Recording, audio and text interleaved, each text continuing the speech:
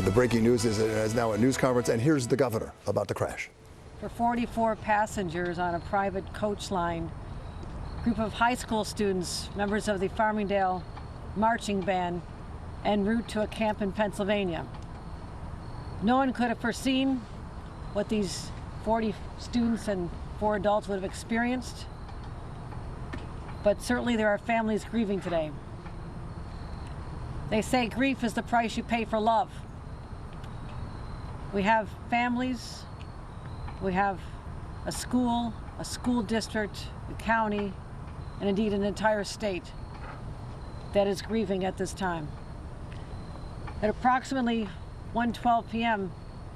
this afternoon, New York State Police patrolling I-84 as is customary responded to a call. And they got to the site of the accident. A bus that literally tumbled down a 50-foot ravine within minutes. It's extraordinary. And to our state police, once again, I'm in awe of what you do. But imagine the fear, the screams in the aftermath when these high school students, many of them freshmen, were surrounded by this chaos. But they endured, they were strong, and within 45 minutes, because of the efforts of an incredible amount of teamwork,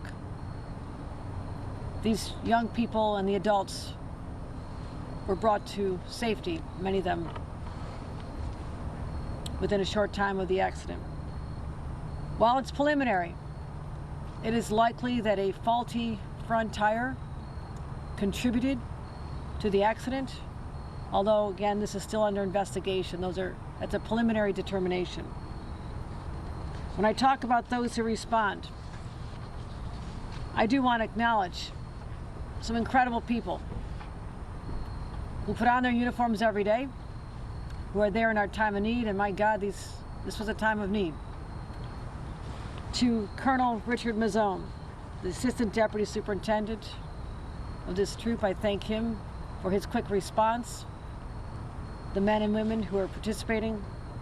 Also, the Orange County Sheriff, Paul Arteda.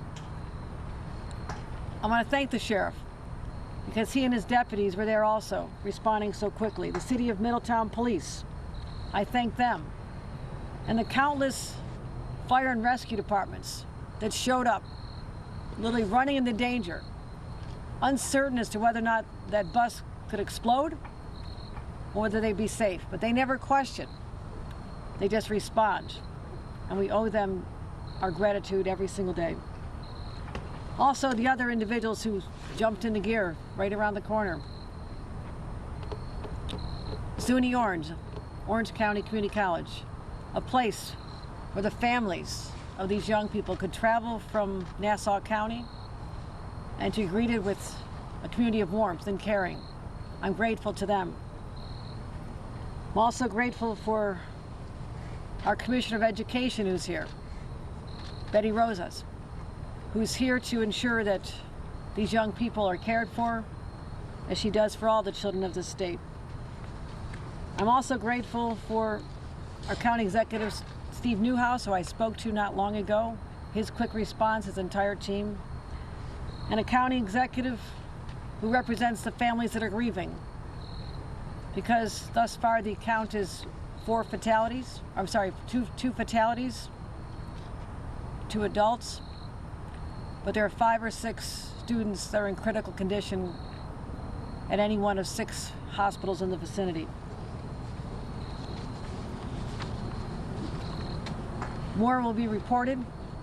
At this time, I'd like Colonel Mazzone to describe in more detail what we know at this time.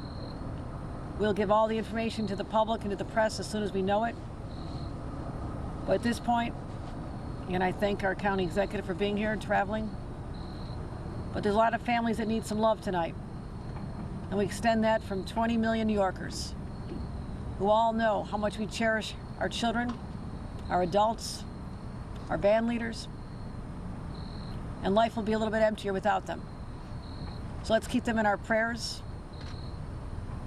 this evening and as they recover from this horrific, traumatic experience.